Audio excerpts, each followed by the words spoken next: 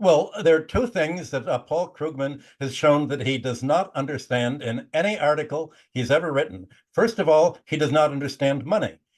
All of his economic models assumes that money doesn't exist. They're barter theories. That's why all of his trade discussion, they're called the barter terms of trade. The other thing that Paul Krugman does not understand is balance of payments. Neoliberalism is essentially the doctrine of finance capitalism as opposed to industrial capitalism. China, that's exactly what's going to shape Chinese politics and the economy over the next 10 years. Industrialization that NATO countries are talking about is not about employing labor. If you're going to make money, as you say, by making computer chips, this is not going to employ manual labor.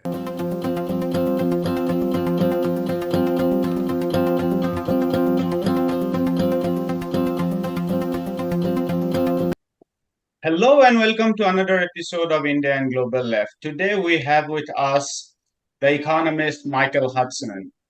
Michael, welcome back to India and Global Left. Good to be here. I want to put this question straight up. Last time you came here, the show went very well. We have got almost 100,000 views, and a lot of people like that. And we discussed super imperialism, among other things. And one of the things that we discussed was the role of the World Bank, especially with regards to developing countries and how it recklessly pushed its agenda of capital accumulation that ultimately hampered the struggle for land rights, struggle for collective ownership of concentrated wealth. And one of the statements that you made was the World Bank has always been an arm of the US military. And a lot of people reacted to that by saying that Michael has got everything right, but the US military is indeed an arm of the World Bank. So I thought I would place this, I would have your response to that because it ties so well to one of your arguments in super imperialism that US imperialism has a lot to do with the state instead of private corporations. So your response to that? Well, you can use Google to look at the background of the people who've led the World Bank. From the very beginning, John McCloy was in the army. The most notorious World Bank leader and most corrupt was Robert McNamara, of course. And then you have the last few World Bank presidents who come directly from the U.S. national security state. So if you look at their background, you may ask, why is it that they come from the military or the national security state? Well, the reason is that they look at the World Bank as a key to the U.S. strategic control of other countries' economies. And there are two basic spheres economically that the United States uses as the buttress of its balance of payments and its ability to impose sanctions on other countries. The first is oil. Which explains why the United States has blown up the Nord Stream pipelines and why it's isolated Venezuela. It's used oil to be able to control the energy of foreign countries. And the second point is agriculture. And that is probably the most serious and most negative, destructive element of all of the World Bank's policies. And I have a chapter on that in my Super Imperialism. The function of the World Bank is to prevent other countries from growing their own food, to make sure that the World Bank does not give economic support to domestic agriculture. One of the most fateful requirements of the World Bank is it only makes foreign exchange loans. Now, foreign exchange loans means they're going to develop the export sector. They're going to develop roads and transportation for export commodities. The government will bear the cost of developing mining, of developing oil, and minerals, of deforestation, but it won't develop domestic industry. And if you look at agricultural development in the United States, most of this agricultural development spending is domestic. There's farm extension, there's education, there's price supports domestically to support domestic grain. There's the whole plan of creating a family-based agriculture. And if you look at the World Bank reports of the 1950s and 1960s, you'll find every country report, the ones that are published by Johns Hopkins, the advisors to the World Bank says you have to have domestic currency to support domestic agriculture and food sufficiency. Not a single loan has been made for that, unless it's for plantation agriculture and export crops. So the idea is that other countries, Latin America, Africa, South Asia, should depend on American farmers for grain and food exports, and they should export plantation products that do not compete with American agriculture because products that are equatorial, that depend on domestic weather and domestic soils. While the World Bank is supporting these export crops, it basically serves as a market for American corporations, the big infrastructure corporations. And it also supports the private investors, U.S. mining affiliates, U.S. oil companies, U.S. Forestry companies. Normally, these countries will, the idea is that countries will increase their exports to be able to pay for these loans. But the mining companies, instead of having to build their own roads, instead of having to build their own infrastructure, the World Bank convinces governments to pay for these, to essentially support the private sector, and then supports the private sector avoidance of paying taxes. The World Bank has opposed land reform.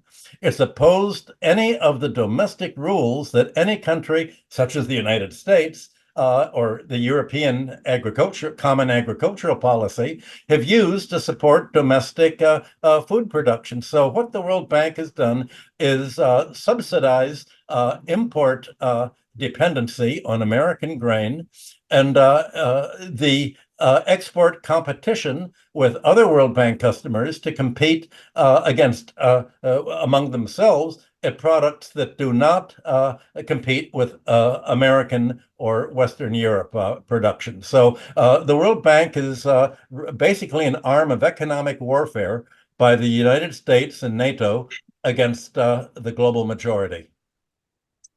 A lot of countries in the global south actually has long faced the problem of balance of payment crisis, and then it becomes a big tool to control economic policies and restructure economy in way by these global institutions. And that is primarily because the global south has been exporting low value commodities, and the global north essentially uh, exports a lot of high value, uh, to begin with, industrial commodities, but now also services and so on. So there is always this very desperate need of foreign loans, and you give these foreign loans and then they redirect a lot of economic policies in your favor. The important thing to know is that there was an alternative to the World Bank. It was called a World Bank for Economic Acceleration.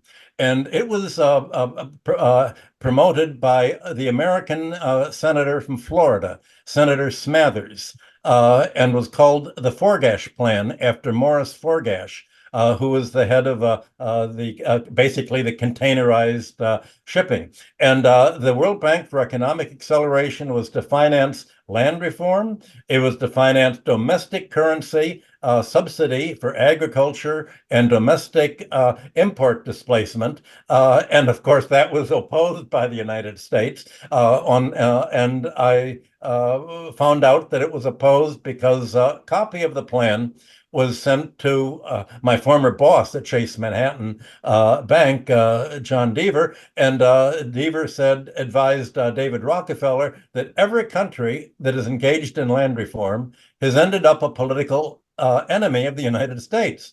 Well, that's because the United States subsidizes assassination squads to kill any advocacy of land reform, so that the United States can control the land of the countries, most notoriously United Fruit Company.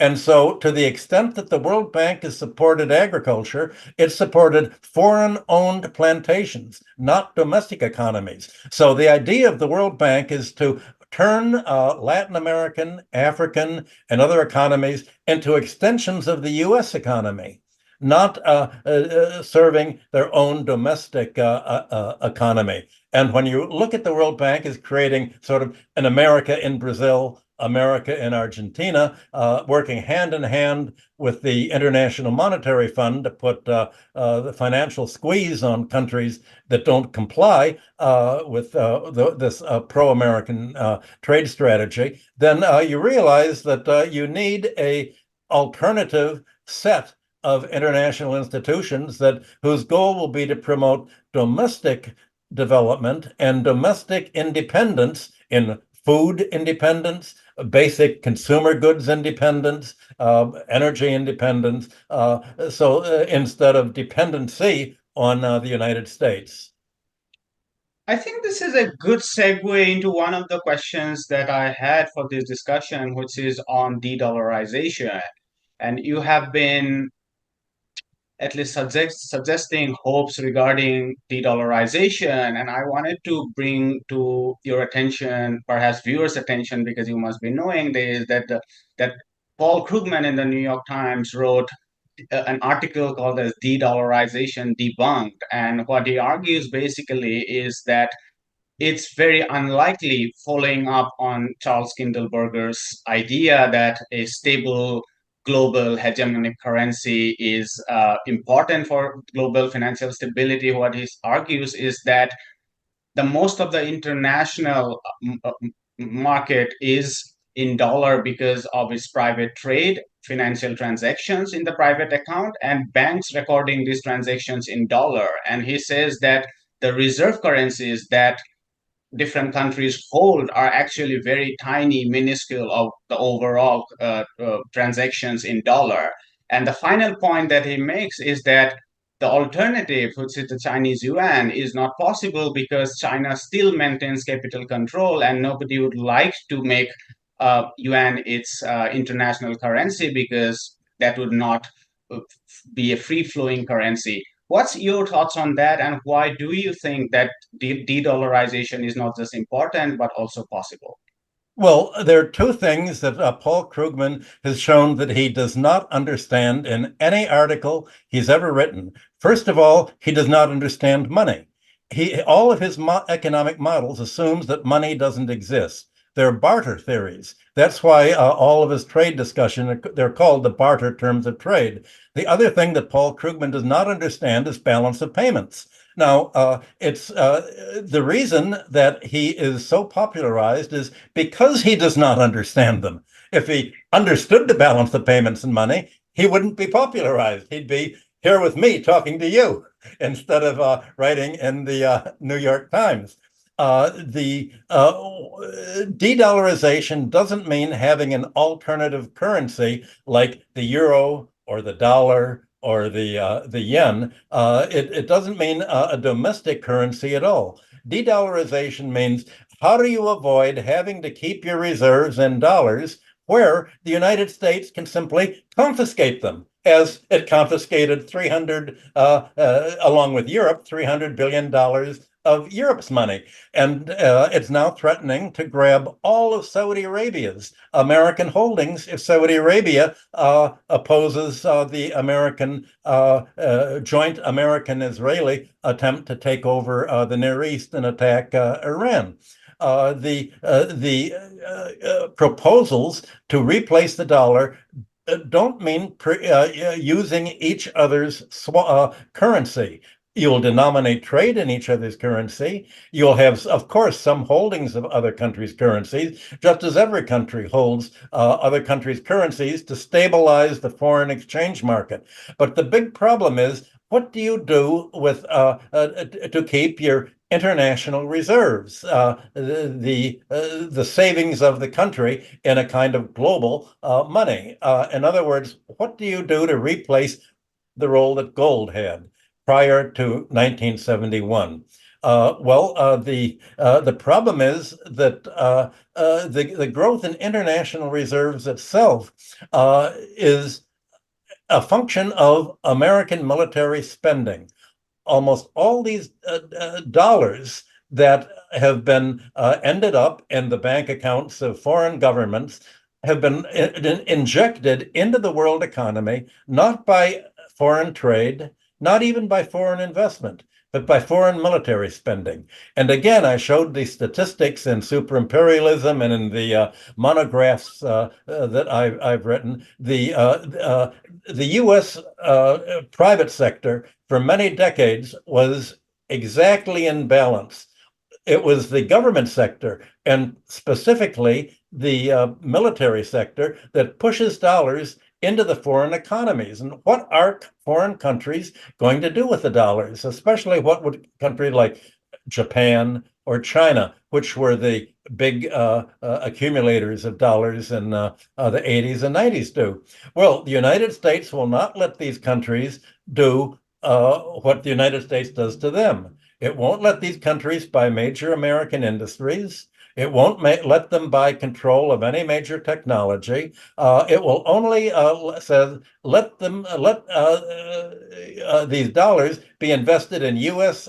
Treasury securities, or maybe in the stock market, or maybe you can buy scattered real estate. But if it's in the stock market, it can't be control of an American companies like corporate takeovers. It can only be a very minority holdings. Well, this doesn't give other countries much safety in their reserves. And the problem is the fact that these reserves are unnecessary in the first place. The reserves measure imbalance in international trade, investment, and payments. And if the world worked the way it's supposed to in the economic textbooks, countries would be in balance. You would export goods, and that would pay for your imports. You would invest in foreign countries. That would enable you to earn the money to plow back into new investment in foreign countries, or to depend on them. So none of this appears anywhere in what Paul Krugman has ever written. His discussion of international trade theory, on which he made his reputation, doesn't talk about the balance of payments or reserves or even money. And I know classmates of his who went, I think it was to MIT with him, said he told one of his classmates, the professor said, don't talk about money. It's too controversial. So he's the last person that you would ever want to talk about either money or international reserves. He does have an economic degree, but he's employed as a Democratic Party hack. And if you read his editorials in the New York Times, they're propaganda basically for the Biden administration. And that's his job. His job is to defend American policy and basically foreign policy, as well as domestic policy, by distracting attention away from what is really important in international currency, and that is why are reserves going up? Where do all these dollars come from? If you didn't have American military spending, if you didn't have the American sort of looting of global South countries, you wouldn't have this growth in reserves. And the fact is, you wouldn't need them. You would need basically some international credit, so that when a country running a balance of payments surplus, let's say China, would invest in a Belt and Road initiative, it would essentially have a claim on other countries. It would hold a claim on them, but it wouldn't use it as a means of saying, well, we owe your currency, and we're going to throw this currency onto the market and force you to devalue unless you follow our policies and impose economic austerity on your labor force. So basically, the World Bank and Krugman supports the International Monetary Fund's approach to international currency, saying in order to hold the dollar, you have to stabilize your currency in terms of the dollar by pushing down the value of your labor. You have to oppose labor unionization. You have to charge high rates of interest to be paid to the American banks or the European banks.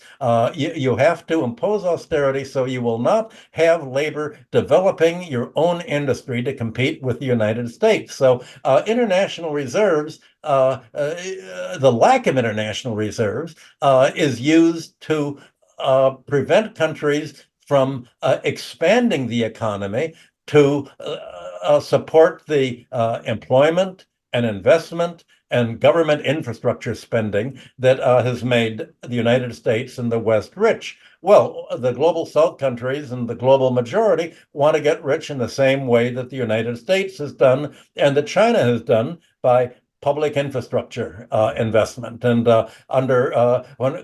this entails some sort of international agreement as to how to handle transactions between foreign investors and domestic countries. Well, the Americans, you remember under President Obama, the Trans-Pacific Partnership idea. Other countries are not allowed to fine American or any other country oil companies for pollution or mining companies for pollution. They can't charge any damages for violation of the environment. They will bear all of the environmental costs of oil spills, of mineral pollution, of all the others.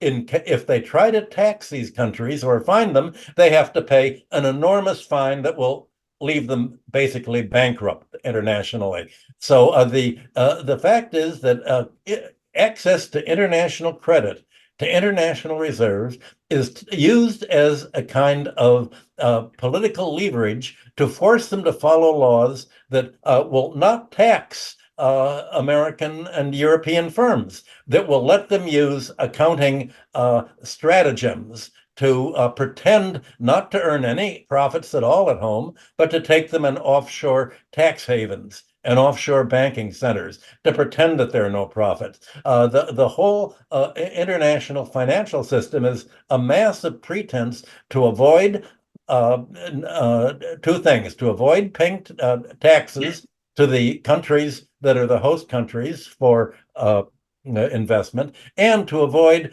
making companies responsible for the economic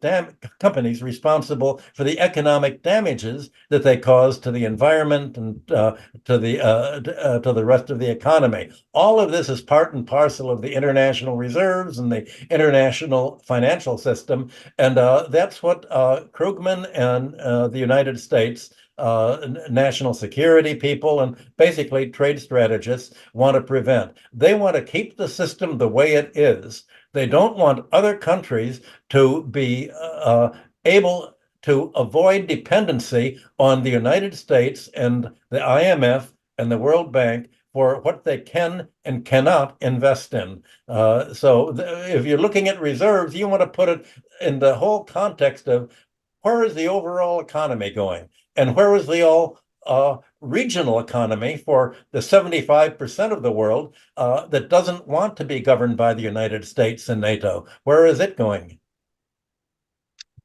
This is very helpful because you have placed it in the right context that de-dollarization is not about all these transactions that are happening, but it is essentially about the reserves in for different countries that is created by some imbalance of flows between different nations, and how the centrality of dollar in that reserve is then used by the American central bank and the American government to blackmail through economic policies.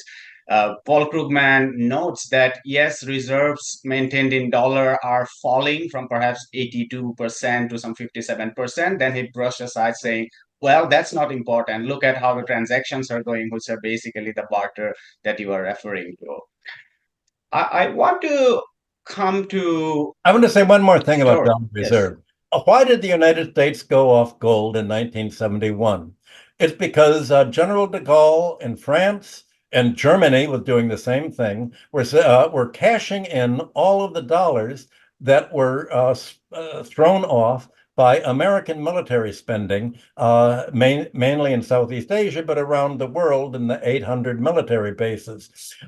If you had the gold reserve or a reserve controlled by the global majority, then the United States could not simply finance its military spending by printing dollars. The idea of de-dollarization is to prevent the United States from printing dollars on its computers in order to buy out your industry, simply by printing dollars, to build military bases and to spend on attacking you, simply by printing dollars without any constraint at all. When General de Gaulle and Germany and other countries were cashing in their dollars week after week in the 1960s, the group that I was associated with, the Columbia Group, Terence McCarthy, Seymour Melman, and myself, were saying this is what is going to constrain the United States from further fighting in Vietnam and Southeast Asia.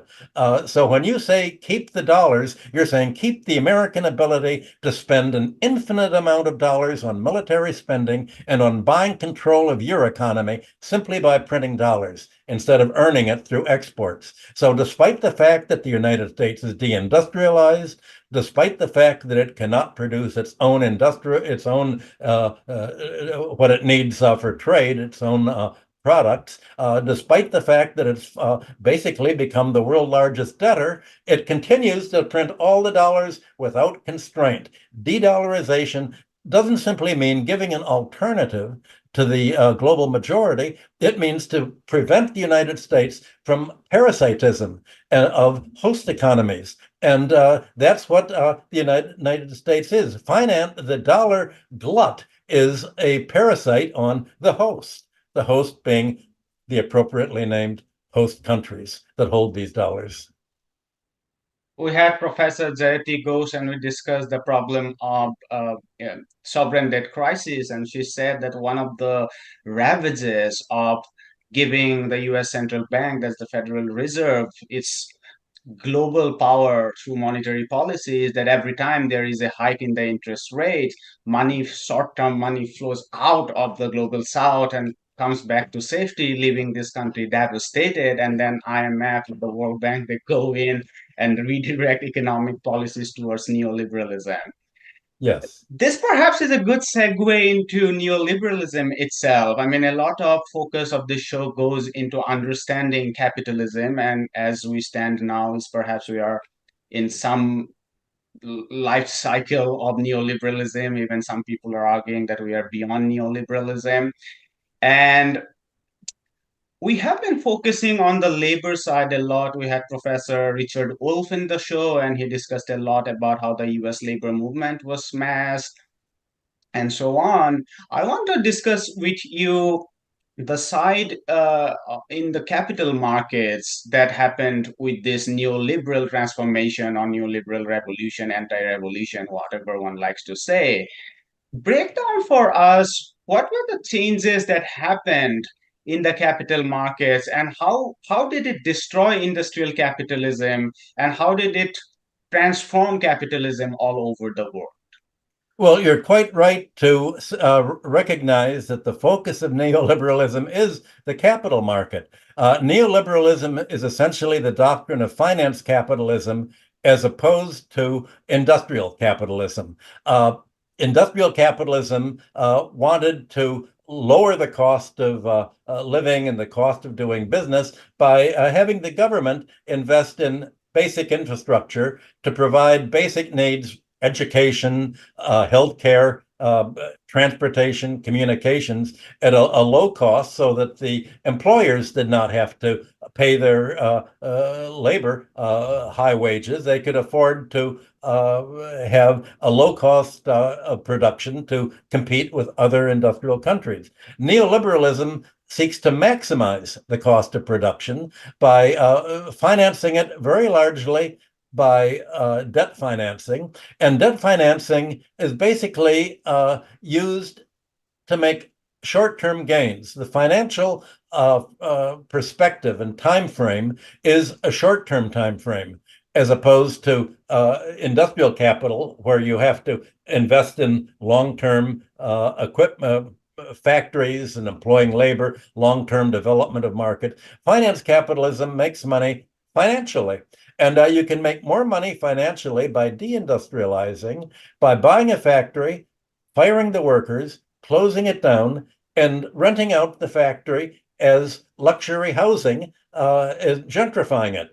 Here in New York, New York used to be a manufacturing center 100 years ago, and even 50 years ago. And while I've lived in New York, the many manufacturing buildings, the whole near Wall Street, there was a dairy and butter and nut importing and electronics area. All that has been gentrified into very high-priced housing. Neoliberalism makes money by buying and selling assets, not by producing goods and services, but by essentially financializing the real estate and the value of corporations by credit. A house or a corporation is worth whatever a bank is going to lend to the buyers of that house or to the corporate raider of a corporation. And the corporate raiders will take a public infrastructure private. You've seen this in global South countries, again, being organized by the World Bank from about 1950 to, let's say, the 1990s. For at least 40 years, the World Bank made loans to governments to build roads, dams, electric utility companies, everything that the American investors needed as their infrastructure. But now, having built all this, the World Bank says, well, that's what we've made in the old way. But now the neoliberal way is we're going to take all of these companies that we've lent money to the governments to buy, and we're going to privatize them. And in fact, we're going to tell the IMF is going to tell them, well, if you owe the money that you've borrowed for the from the World Bank and from American investors in the false belief that we were trying to help you. And the money that you borrowed, it hasn't worked out the way we promised you that it would. You're still in deficit, and your currency is going to go way down, and your cost of living and imports are going to go way up if you don't begin balancing this your international payments by selling off the roads that we've built, turn them into toll roads, take the water and sewer systems that we bought, privatize them, sell them to investors, and use that money that you get from selling off your communications infrastructure, your transportation infrastructure, your other infrastructure. The money, you'll use that money to repay the foreign creditors for all the loans that the IMF and the World Bank told you were going to make you rich instead of further and further in debt. So neoliberalism is sort of, after being badly advised by imperialist investment and trade theory policies promoted by people like Krugman, they now have to pay for following American advice by losing all of the investment and selling it off to foreign investors. So there's no more government control, government ability to subsidize these roads and communications. And of course, when the private investors take over, they'll do what the water companies have done in England and other countries do. They raise the prices of hitherto public services so that these prices now include not only profits, not only high management fees, but also very high debt service, because companies avoid having to pay any income tax on the infrastructure that they've bought out by making them a loan to their balance sheet, using the loan to repay the parent company or another arm of the parent company, one of its grupos is said in Spanish, one of their affiliates. And so all of the profits are absorbed in largely fictitious debt service, so that the countries that sell this infrastructure don't even get taxes from the enormous monopoly rents that are being ripped off by the purchasers of these privatized infrastructure companies. So that basically neoliberalism is financialization, privatization, untaxation, and a lot of political assassination, a lot of killing of people who oppose this. As the head of the CIA said, we're Murder Inc. And who do they murder? They murder people who are trying to explain and expose this whole imperialistic process. And that's what American embassies are for, to sort of choreograph this political interference with other countries, with promoting essentially right-wing oligarchies, especially military oligarchies, that will impose pro-IMF, pro-World Bank, pro-NATO, pro-US investment policies, tax policies, neoliberal policies, and overall economic control. I'm glad you said like neoliberalism is about finance capitalism, and this is perhaps why what makes this discussion very important, especially for people in the left, because we generally, at least some of us, generally remain wants to remain stuck at the labor theory of value, and the problem is when the classical economists try to theorize capital markets itself were much less important. In fact, if you read Brodell's writing about the 17th and the 16th century, he says that capital was not even the most important factors of production. In fact, he meticulously records merchants and Chamber of Commerce's papers where he says that there is a lot of capital, but it doesn't know where to go because increasingly there were the Malthusian pressures on food, on fiber, on energy, and so on. So capital surplus was like capital was not the most important factors of production. With neoliberalism, capital markets have become the most important and most powerful force to restructure economy.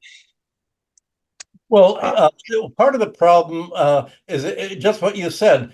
The left is concerned mainly with the labor theory of value. Value is the cost of production. The problem is that today is economic rent. Rent is the excess of market price over value. What has been missing from the left today is what was central to the entire political economy of the 19th century, the classical economics that Marx perfected in volumes 2 and volume 3 of Capital. Marx pointed out that the labor theory of value explains the exploitation of labor by its employers. But he also said, but that's only part of the economy. What about most of the labor theory of value from Ricardo and Adam Smith on was to isolate the economic rent of landlords. Labor produces value, but how is it that landlords control so much of the European economy? It wasn't by producing value. They didn't, wasn't their labor, and they didn't employ labor to make a rent. Labor was land rent was simply a hereditary privilege of the warlord Norman invaders and the warlords who took over feudal Europe in the 11th and 12th century. So land rent was what gave and essentially endowed the whole European landed aristocracy. And the same thing for finance, for banks. Banks do not create value. When you go into a bank and want to borrow money, the bank will simply say, all right, we'll plug it into the computer. You'll sign this IOU for $100,000 house, and we'll give you $100,000 in your bank account on which you will have to pay interest. Interest is not part of the labor theory of value. The labor theory of value was to say what portion of national income is not necessary, is not spent on labor, is production. What portion has nothing to do with labor or production or industrial capital or even industrial products? Well, it turns out that most of the income and most of the wealth made today is not made by creating value, which is employing labor. It's by buying a monopoly privilege, by buying real estate, by running a bank, or by using debt leverage to extract interest, or to borrow from to have the central bank inflate the bond market, inflate the capital market and the stock market, as it's been doing under the monetary ease of the post-Obama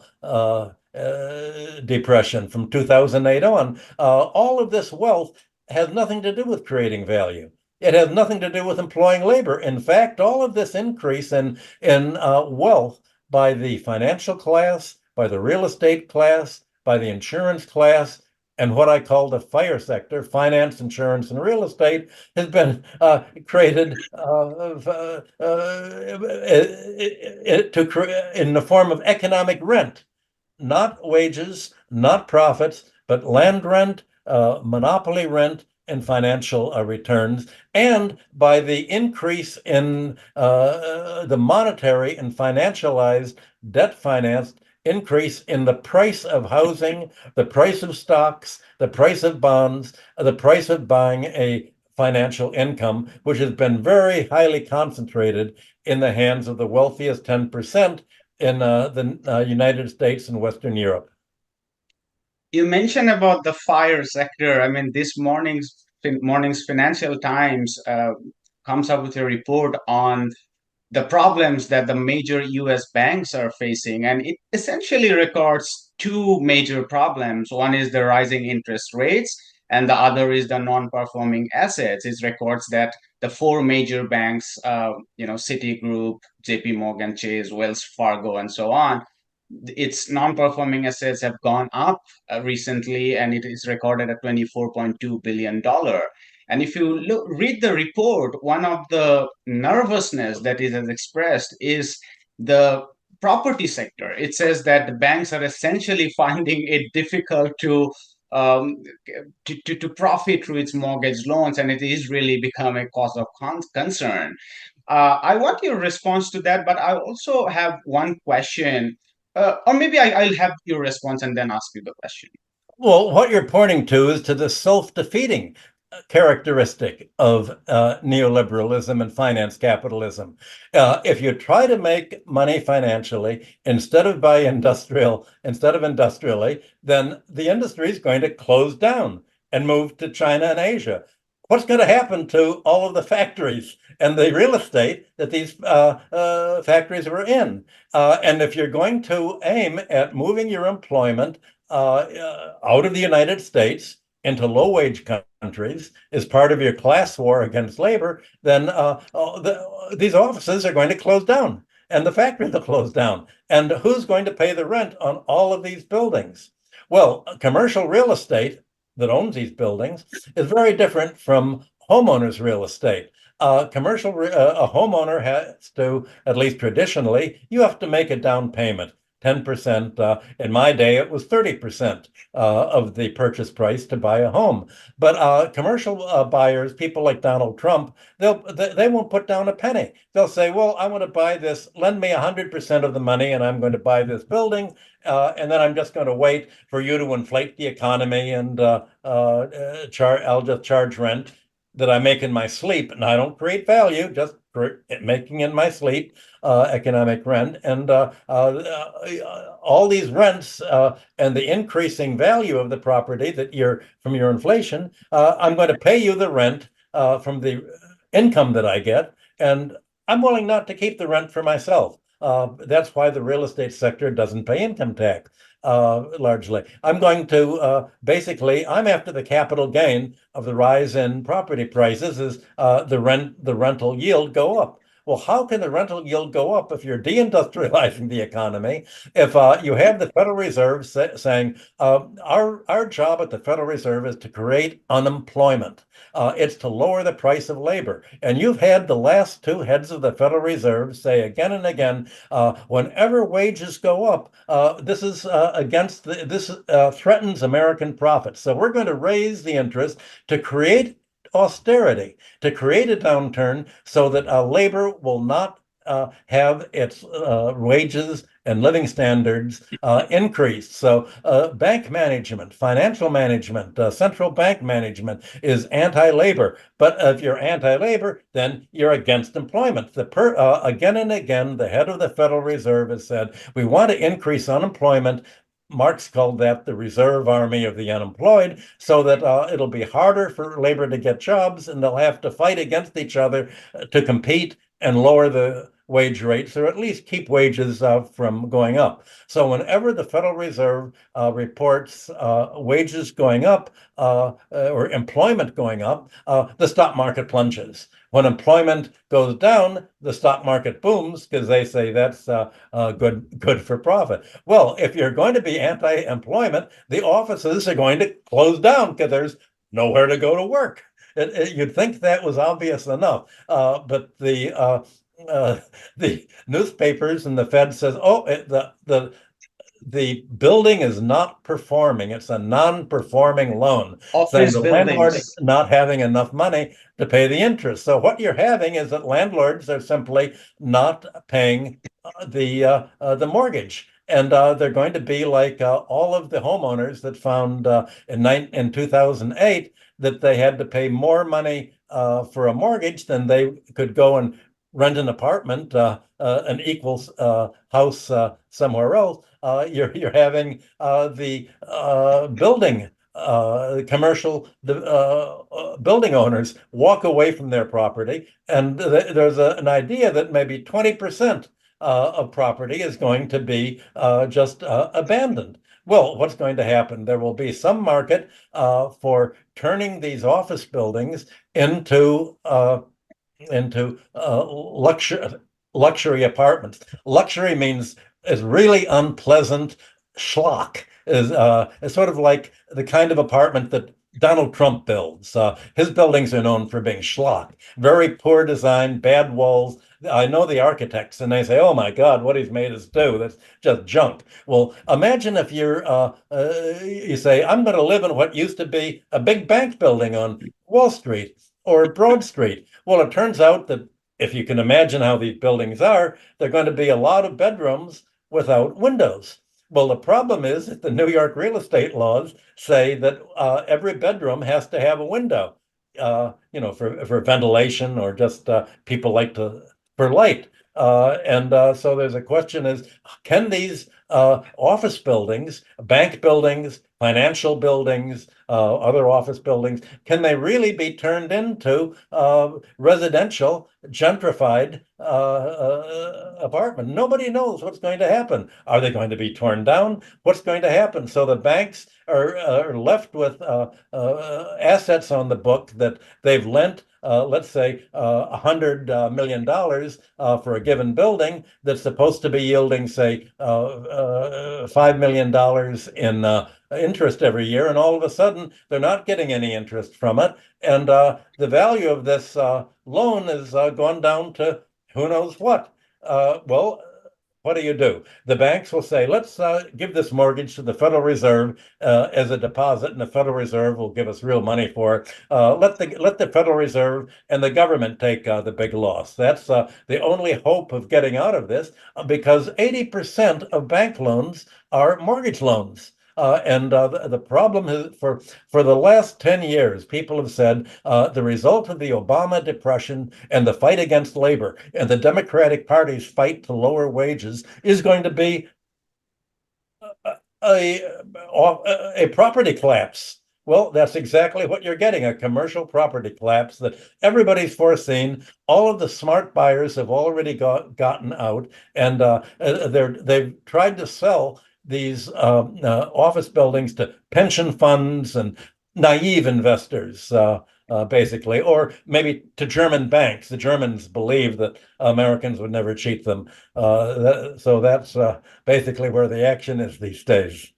In fact, these days they're specifically mentioning office buildings and commercial property sector. They're not even mentioning saying real estate, like that's perhaps too old now. It's very specific, office building and commercial property sector. One of the things I want to ask you is what basically caused the Federal Reserve to raise the interest rates? Because there is a lot of nervousness about rising interest rates. Banks are failing. A lot of that has to do with the fact that its asset goes into bonds and a lot of stocks, and every time you raise interest rates, the bonds don't rally or collapse, and it erodes the assets of the banks and so on. And the ideologues of neoliberalism, including the Financial Times, has always lobbied for lower interest rates. So, despite all that, what led the Federal Reserve to raise the interest rate? Well, the head of the Federal Reserve has given speeches week after week after week explaining that very question. He says we're raising interest rates because what we see wages going up. We're raising interest rates in order to cause unemployment to lower wages. We're raising interest rates for the same reason that Paul Volcker did in 1979. Paul Volcker carried in his wallet a list of the wage rates in the construction industry. He said, when the wages in construction go up, I'm going to raise interest rates to discourage construction so that it'll be more expensive to take out a mortgage loan, and you'll have unemployed construction labor. And he said, most construction labor, that's where the immigrants work for. That's what sort of raw manual labor is. And if we can lower the living wage for immigrants, especially for racial minorities, especially for blacks and Hispanics, it'll spread to white people, and white people won't be able to get many jobs either. And raising interest rates will just create enough unemployment so you'll have everyone competing with labor competing with each other, and wages will go down. The same speech, almost word for word, has been given by the Federal Reserve presidents, and say we're going to raise interest rates until labor suffers, until we make it scream.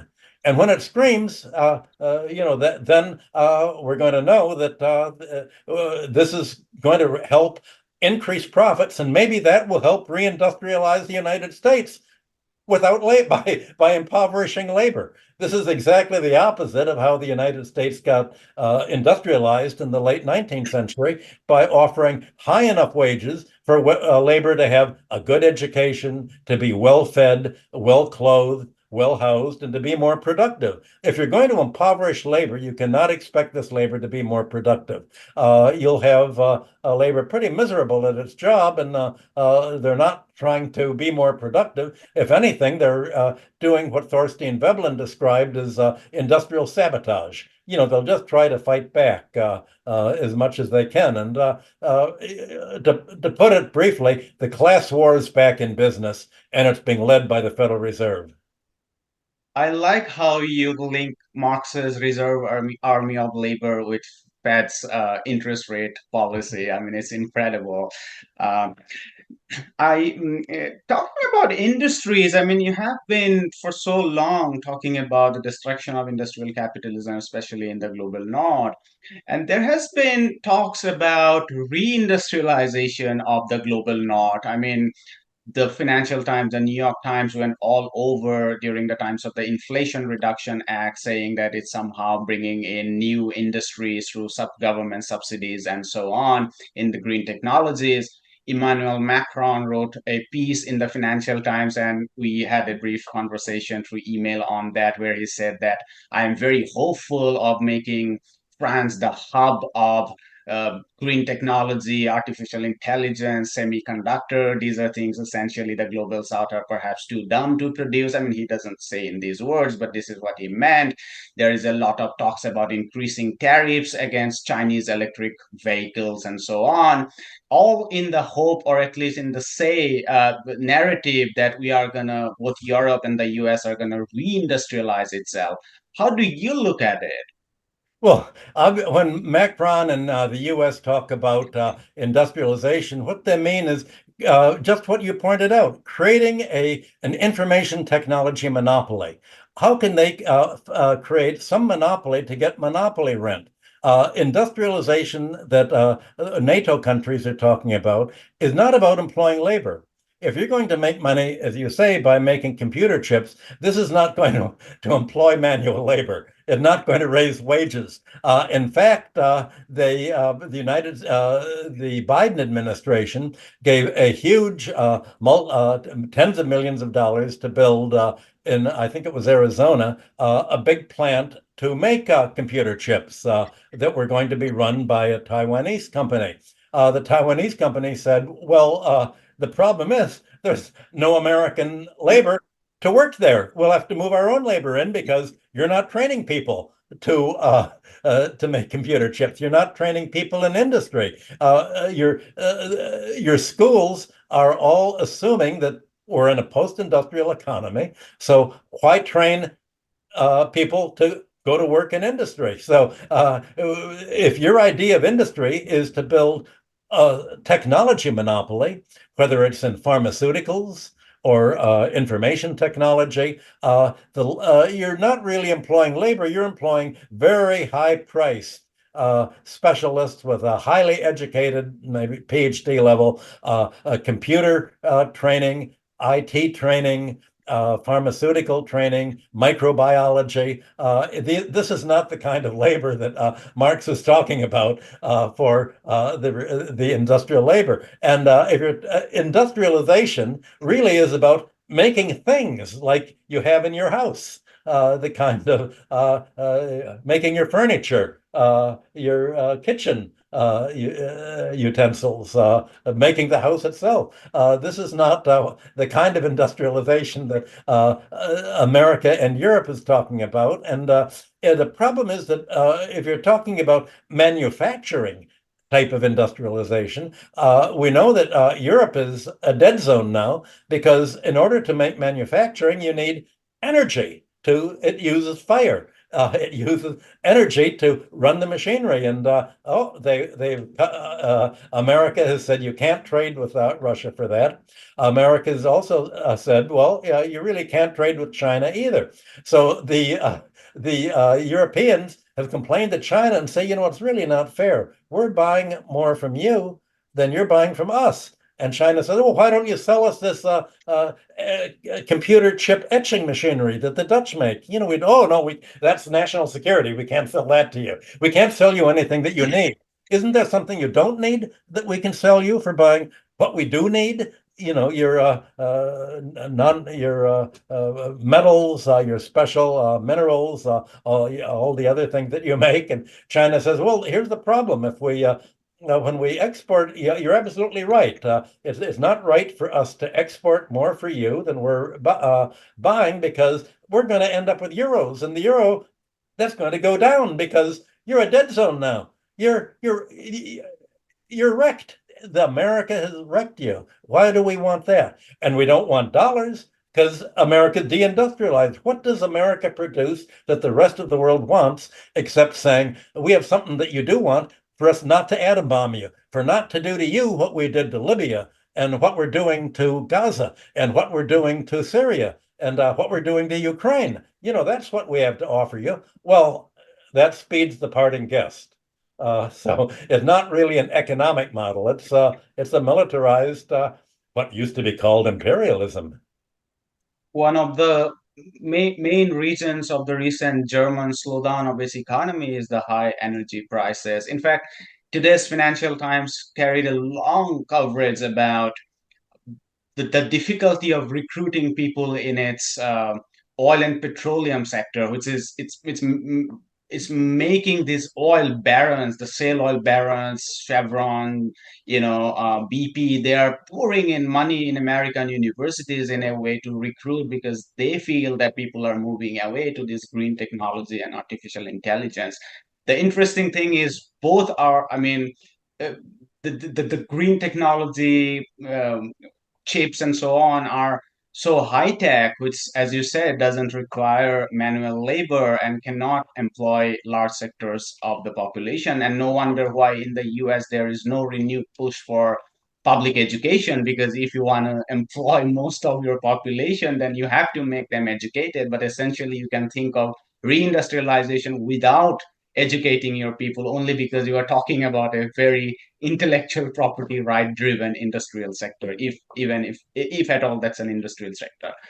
I want to, we are coming to an end. I want to ask you a little bit about China, because it's so difficult to understand China because of a lot of propaganda on one hand, and on the other hand it's really a mixed picture. On one hand, they have retained public ownerships of their major means of production, including the banks.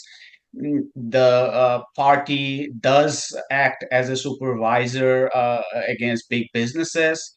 And then on the other hand, there are troubles like a very substantial destructions of industrial labor relation that has basically left Chinese labor to the hands of the employers, mostly private employers, because a lot of the private sector, I mean non-major sector is in the private hands now. The real estate sector has been very cheaply privatized or rented out, which has led to enormous levels of inequality. I mean, one has to cringe to see new levels of inequality in China, being close to South Asia, which is perhaps among Latin America is the most unequal in its region. So, give us a sense of how to understand the Chinese economic system. China tried to avoid the problems of Stalinism. And during the late 1970s, around 1979, 1980, they thought, well, we want to do something like Lenin's new economic policy, let 100 flowers bloom. And they didn't want any Marxists to come over from the West because most Marxists, they assumed, were basically the old Communist Party, Stalinist Marxists. And so they invited Milton Friedman over. And Right. Milton Friedman had quite a few followers in Shanghai. And he convinced them, and it obviously rightly so, he convinced them to open up the economy and say, there's no way you can plan for what's going to be an innovation, something people want. Let the people, imaginative entrepreneurs, develop the economy, and let's see where it goes. Once they develop it, then you can figure out what's the right tax policy, what's the right regulatory policy. But you want to just see where it, let China do entrepreneurs do their thing. Let everybody try to get rich and see who's getting rich in a way that benefits the economy in the most positive way. And then we're going to choose to encourage the beneficial ways of getting rich, and we're going to discourage the non-beneficial way of getting rich. Well, that's what they've been doing. That's, you could say that's the basic issue of every country, but it's especially the issue in China, and that's exactly what's going to shape Chinese politics and the economy over the next 10 years. How are they going to decide to tax away making rents and financial gains, but permit profits on industrial gains? How are they? They want to promote industrial capitalism, not finance capitalism and rentier capitalism. So right now is what they're dealing with. Okay, we've let our real estate get very highly debt leveraged. Instead of taxing economic rent, we've let developers pay it to the banks to fund into yet more development, and that's been it's gone off the charts. We can't do that anymore. They're looking for an alternative way of avoiding the kind of real estate bubble that has characterized the West. So now the issue of China is not how do you make a communist Mao's communist economy more like the West to get the West good points. Now it's okay, we've done that. How do we get rid of the West bad points? You could say that that's the choice confronting Chinese policymakers today. I want to ask you this, probably the final question, unless we have one more, is about rethinking socialism in the 21st century. And it's a difficult question for multiple reasons. For instance, the Soviet Union acts as a model, but it's a very flawed model. On one hand, it was highly successful in rapidly industrializing itself, free healthcare, tackling problems of unemployment, um, making housing available, and you can go on and on. On the other hand, there were severe problems. One of the problems was dysfunctionality with market, international trades, dynamism in its economy after the war, and so on and so forth. So, what do you think could be some of the ways for the left in terms of at least have a vision of socialism for the 21st century? I think the left, the question you're asking is exactly the question that economists asked throughout the 19th century. It would help to study classical economics and realize how this was the whole question you've asked was framed in terms of value and price theory and rent theory. You want to increase wages and profits. You don't want economic rent. You don't want land rent, monopoly rent, or financial rent. That was the whole issue that was discussed. And that was what Marx wrote about in his theories of surplus value. He reviewed all of these and explained how to put the economic system together. You don't just look at labor and employer relations. You look at the whole economy and how people get wealthy. The left does not look at how people get wealthy. I don't see much concern at all with that. Wall Street's concerned with that. Right. The right wing, not the left. The left is concerned is how is labor getting poor? Okay, that's very interesting. And how are poor people being exploited and how are ethnic minorities being exploited? That's very interesting, but I'm more interested in how does an economy get rich and how do they get wealthy in a good way as opposed to the bad way? The left says, "Oh, wealth is bad." I'm exaggerating, but Right. the left doesn't care about the economy. The left cares about the victims. It doesn't look at who's doing the victimizing. How does the victimizing process work? That's doesn't that's not in their agenda. They're looking at how do we describe the victims in the most heartrending way and make money doing it, basically. So I have almost in all the years that I was working, writing about imperialism and how finance capitalism is destructive, the my market, so intellectual market was the financial sector, the right wing, brokerage companies, wealthy people. The left had no interest at all because they said, "Oh, you're not interested in the minorities and the poor people." And I wanted to say, what is it that's making the poor people? No, I'm not interested once they're poor, how you wring your hands. I'm interested in what is creating all of this inequality and this economic polarization. I'm interested in the overall economy. Well, the left could say, well, we're not interested in the economy. We're interested in political science or whatever it is. And the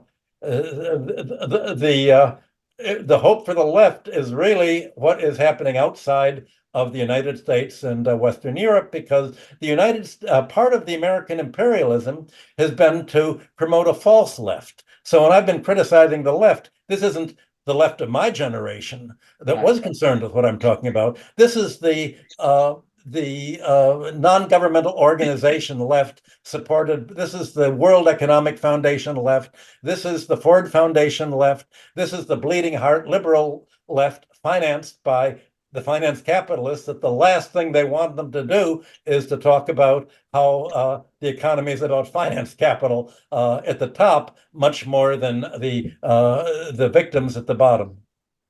Last time you came here, you said how why the banks and the financial companies in the 1960s would recruit a lot of leftists and Marxists because they knew how capital works.